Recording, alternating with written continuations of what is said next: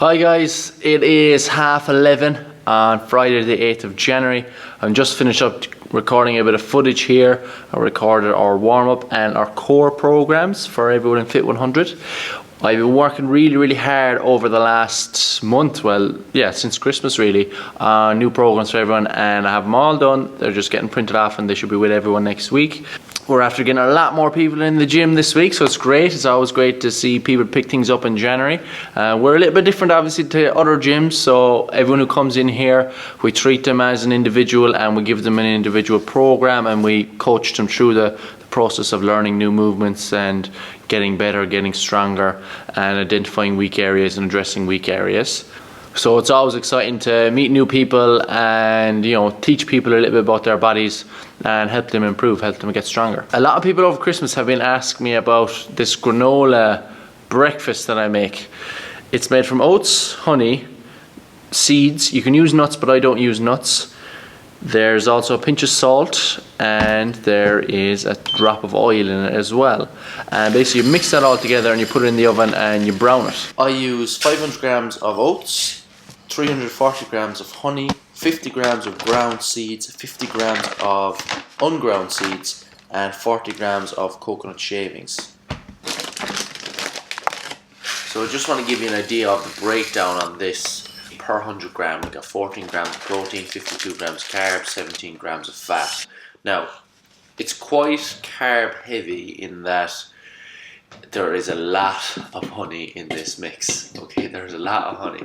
When I have it, I usually have about 250 grams of it. So that is over 1,000 calories at breakfast just from the granola. So 35 protein, 129 carbs, 42 fat.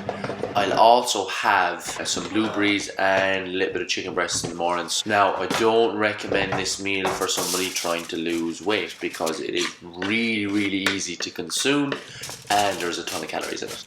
Make sure you're careful with it when you're cooking it. You put it on a really high temperature, but only leave it in there for a couple of seconds because it does cook really quick and you do not want to burn this stuff because it's too good to waste.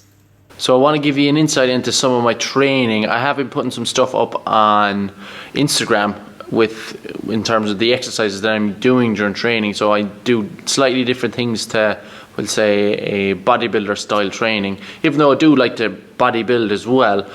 This is an example of one. So this is a single leg RDL. This is a movement that I use for balance, but also glute, hamstring and lower back development. Now, it's not a beginner's exercise by any means. It is definitely way more advanced than regular RDL. You need a lot of balance and you need to have your technique on point, or else you're going to put a lot of pressure on your lower back and you're at risk of injury then. This is one of my favorite core or ab exercises. It's a hollow rock, or we'll say a modified hollow rock. Basically, you're getting your shoulders up off the ground and you're really squeezing your abs. So this is the most important part of it. You have to press your lower back into the ground. Once you're there, you're lifting your legs up. You can bend the knees at the start and then you're doing an eccentric drop. Okay, this is the best way to teach it to people. You can make it more difficult by putting your hands overhead. When you're doing an eccentric drop, you're dropping as low as you can whilst keeping those shoulders off the ground. If the shoulders drop onto the ground, it's too difficult for you. This then is one of my other favorite exercises. It's a lower back exercise. We get a lot of people doing this because if you want to deadlift safely, you have to have a strong lower back. It takes a little bit of time to get the technique right and get set up on the ball right, but great exercise. The other thing I've been doing is, because things have been so hectic in January, like things have been insane with the business, online and offline, and just with training and everything, I've been trying to track a lot of things myself personally. So I've been tracking my training programs, my adherence to those programs, tracking my sleep, tracking my hydration, tracking my nutrition, tracking some behavioral habits. I've been tracking recovery, so things like muscle soreness, cold and flu-like symptoms. So I've been tracking a whole pile of things, and essentially what I'll do at the end of every month is sit down and look through those and see, okay, this is why I didn't get the most out of my training this month because I didn't recover well, or this was a really good month because I recovered really well, my nutrition was on point, and as a result I saw my training maxes improve. So I've been tracking all that stuff for the month, and it gives me an idea then at the end of the month how I'm doing. this tool gives me a way of tracking people on a daily basis if necessary,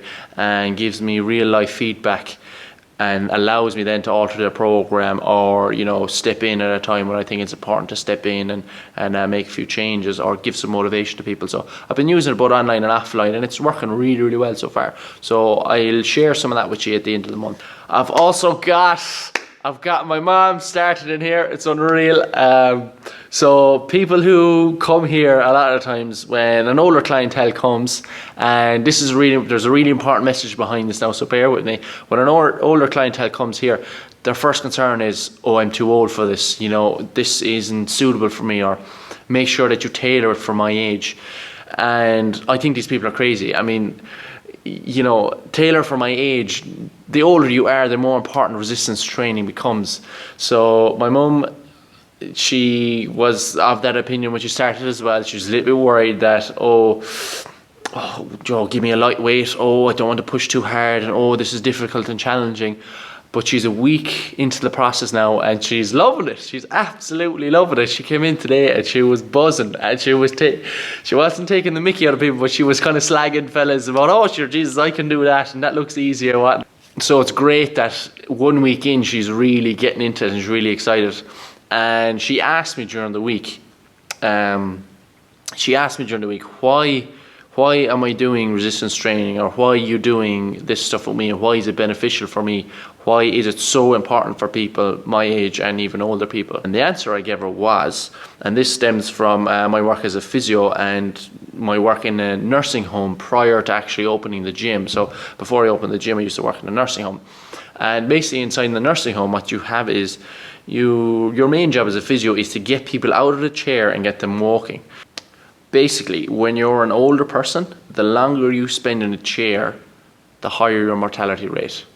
So if you spend 2 hours in a chair, your mortality rate might be half that of someone who spent 6 hours in a chair. And this has been shown over and over and over again. A lack of exercise is a far bigger killer than cancer or smoking. Okay, lack of exercise is literally the #1 killer on the planet.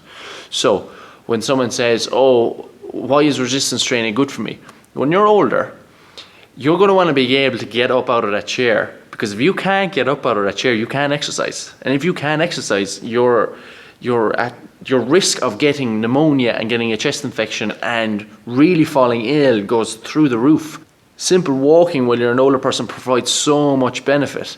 Now, getting out of that chair requires good ankle, hip, and knee range of motion, and it also requires good quad strength in particular, but also coordination of actually being able to stand up out of a chair.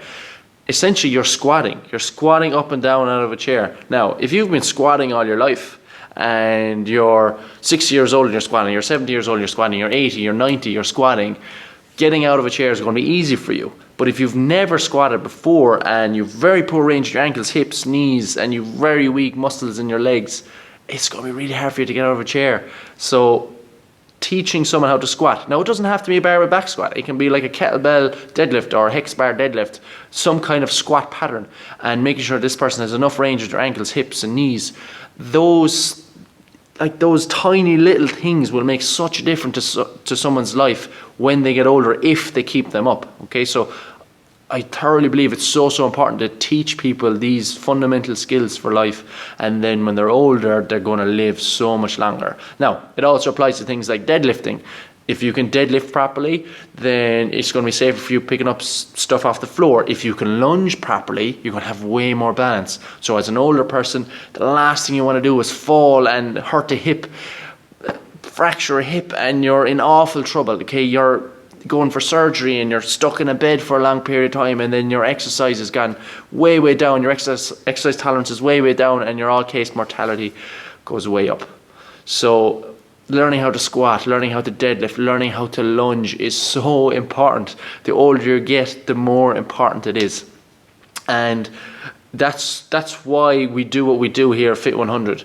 Fit 100 is not for, and Everyday to Athlete as well, is not for like superhuman people.